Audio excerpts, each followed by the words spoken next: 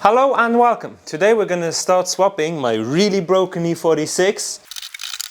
In case you didn't follow the story of this engine, I pretty much bought it broken and it overheated on the first drive. After this car overheated, I immediately came back home and did a CO test. Well, that CO test came back positive, so I'm pretty certain the head is cracked or warped and I'm just going to swap to a bigger engine. But before we do all that, we need to remove many of the accessory parts. So the secondary air pump needs to go out, the windshield washer system needs to go out, cabin filters, intake system, everything's going to go out. These are just the basics, so I'll skip through this in a time lapse.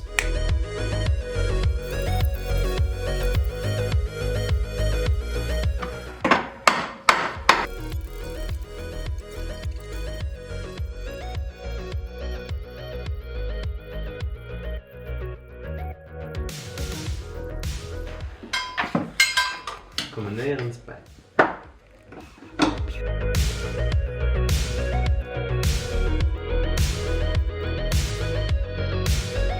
I just had to loosen the AC bracket and the damper pulley. They were in the way with the front support. I think I should have just watched a few YouTube videos on how other people have done it, because my plan was to pull it out with the transmission still attached. Turns out that idea is a bit tricky, but I'll still try, you know? At least I'm trying.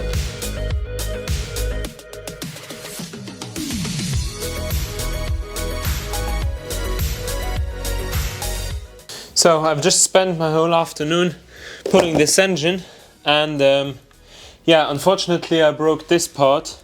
It's very common to break because it's a stupid design and brittle aluminium, so I need to source a new one, but I'll get it done. And I still want to check if I can reuse the clutch and flywheel, because I kind of worry I can't, and if I can't, then I'm just gonna quickly place a parts order before tomorrow arrives, and then we'll be safe.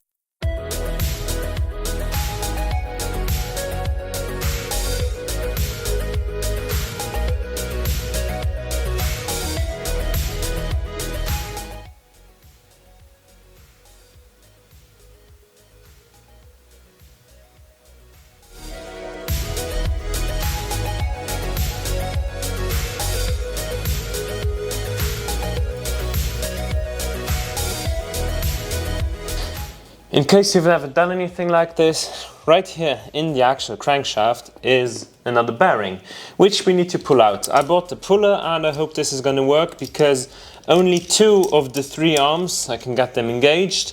And yeah, I just hope everything works, because otherwise I can't change it. And yeah, that's going to be bad.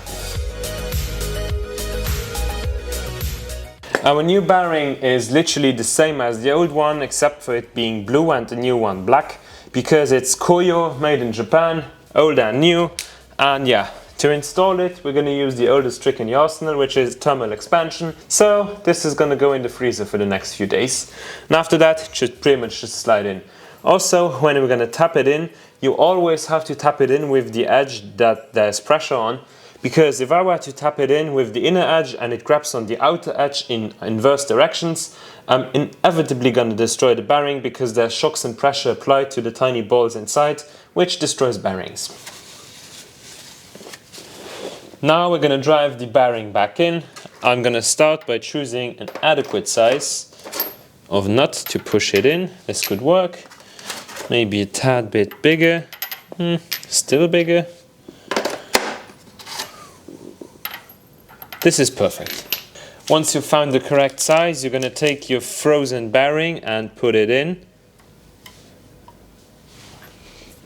I'm just going to tap it in like so for the beginning. And then only drive it from the outside edge.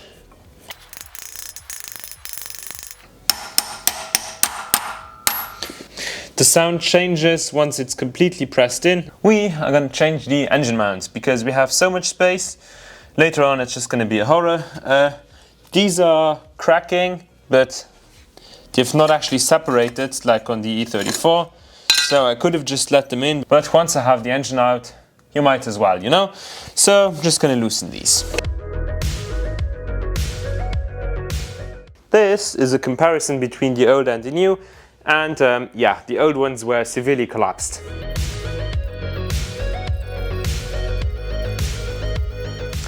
Also, I currently still have no idea what I want to do with this car.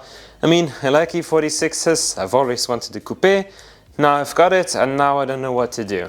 This car was used as a track tool before, specifically a ring tool, so it's already seen the Nürburgring, and after that it kind of lost its life. So, once we got the engine in, an upgraded cooling system, I'm gonna go back to the Nürburgring and call for redemption, because after this upgrade the car is definitely gonna be track capable, especially after what I'm gonna do with the suspension and brakes next summer. So it's gonna be a good track car, but after that I have no idea what I want to do, because I'd love to build a high horsepower turbo car, but in Europe that's pretty hard, especially Western Europe. Maybe I'm gonna sell it, maybe I'm gonna keep it. If I'm gonna keep it, the car is gonna get a full chassis restoration at some point in its life. That's why I'm not gonna mess around and clean the engine bay for hours, because I still don't know what I'm gonna do with it. Now I'm gonna put our flywheel on. It's marked with a dowel and only goes on one way. I'm gonna apply a bit of tread locker. And these bolts get 105 Newton meters. I actually wanted to change the flywheel and I ordered a lightened flywheel. Unfortunately, the guys I ordered it from, on their website, it said that in 3 days it'd be here. Well, the day after I got an email that it should wait until the 12th, so December, to get it, and I'm not waiting 3 months or so, so yeah, I'm gonna use the old one. We also need to change this thing. This is the transmission gearbox. And yeah, there's 0 life left in it. Also, this has already been off because on one bolt there's literally play and it's not tightened all the way, so not good. And it's ripped in many places, so I'm just going to show you once I've taken it off, because it is completely destroyed.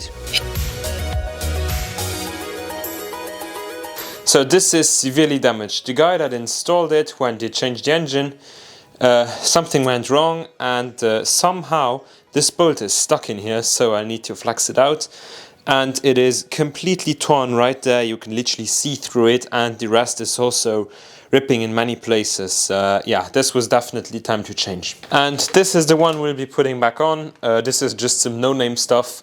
I'm not gonna spend major money in it just because parts quality has been awful the last few years. And yeah, I don't really think this is going to change anything. Also, these are really easy to replace, or fairly easy to replace, and if it ends up breaking, I'm just going to go to a polyurethane replacement, so it doesn't really matter if I put on a cheap one. Also, I've had to buy this piece new. I could have just gone to a scrapper and taken that, but unfortunately there wasn't anyone in my region. This is new because I broke the old one while taking it out. This is super common to snap. It's really brittle aluminium, so I'm just going to reinstall it once the gearbox and engines are back in, because I don't want to destroy that. Also, I bought polyurethane bushings for this end and for this end, so that we have no slop in the gear shifter.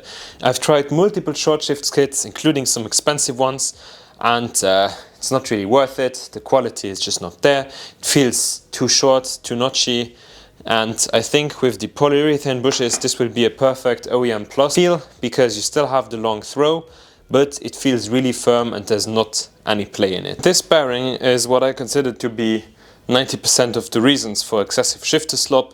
It gets pressed into the chassis and it gets a lot of heat, and therefore as a rubber bearing it just wears out completely, and you can almost stretch it like completely. It's also completely disintegrated because I can peel out the bearing from the metal shell using a normal screwdriver, which should never be the case.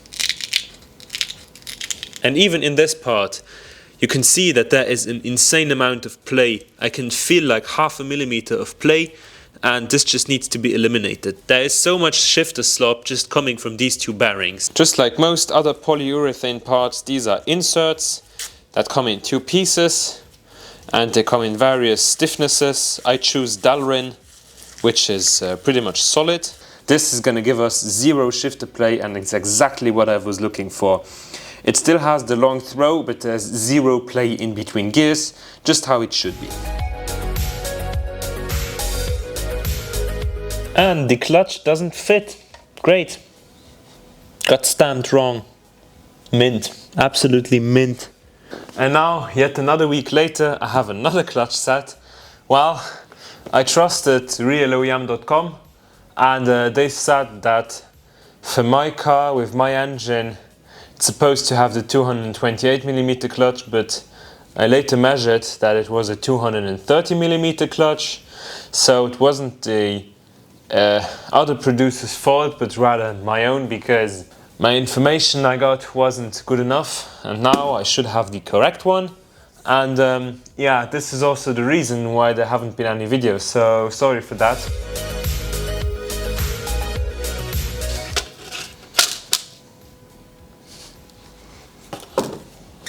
My old clutch has a different set of splines. This is a 230mm clutch, this is a 230mm clutch. The 228mm clutch shares the same splines as my old clutch, but the pressure plate fits only from the 230mm clutch.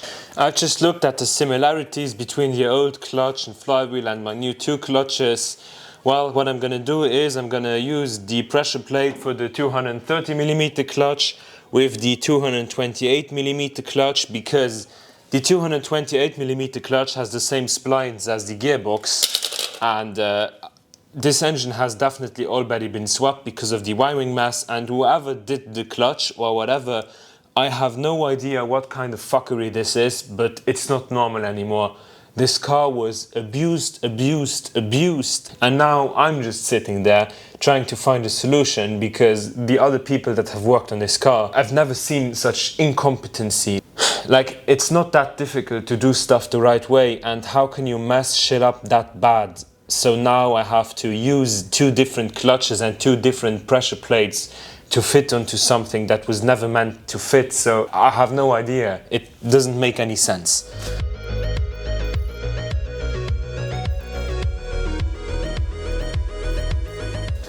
Now we just have to turn this counterclockwise. There was a lot of pressure on there. Speaking of gearboxes and clutches, we're also going to delete the clutch delay valve. And it's just two 17mm lines. And this is the clutch delay valve already deleted.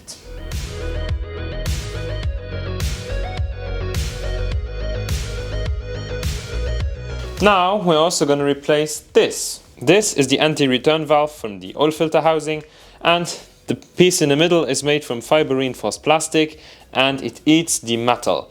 So it gets stuck, and then overnight or after long standing periods the oil can return, and that's a no bueno, because after the startup you have no oil pressure, which makes the chain rattle like crazy. We had that on the original engine that we've taken out of the car. This one is starting to develop it because there's a little play, and there's tiny grooves you can see, and we're going to replace it with this upgraded design. This design features a half ball with a spring, so it doesn't catch on to the ledge and it doesn't allow the oil to return, so it's an uprated anti-return valve. To take the old one out, it's a bit tricky, but usually a screwdriver does the trick. Right there. There's a groove which the fiber reinforced plastic made inside of the housing, and that allows it to sit crooked. I can move it around, and then the oil can return because there's space for it to flow through right there. And now our uprated anti-return valve, which we can just put into place and then press in with both hands. And here we have our new oil filter housing gasket. Well, it's a bit crooked, but that's from transportation, and I'm sure it will seat itself. And now we can install this onto the engine.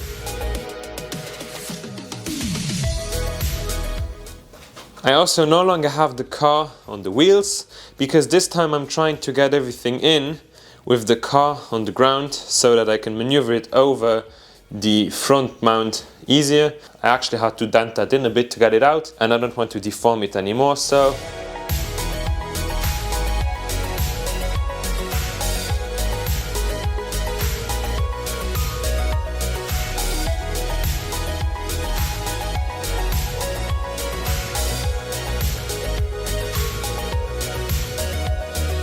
now that the engine is finally back in, you'll unfortunately have to wait for the next episode. I'll explain.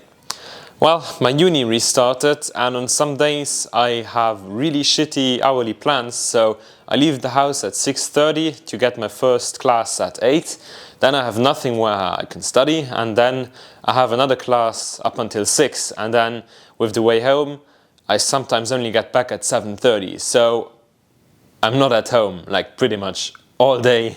And I really have so little time to work on cars right now. This took a lot longer than expected. I had to order 3 different clutch kits and it was a whole nightmare. But yeah, I just want to thank you, and don't worry, I'm not gonna quit with YouTube. It might take a bit longer, so in the future expect for a little less videos, but at the same time I will try to up the quality quite significantly, so you'll get better content, just a little less.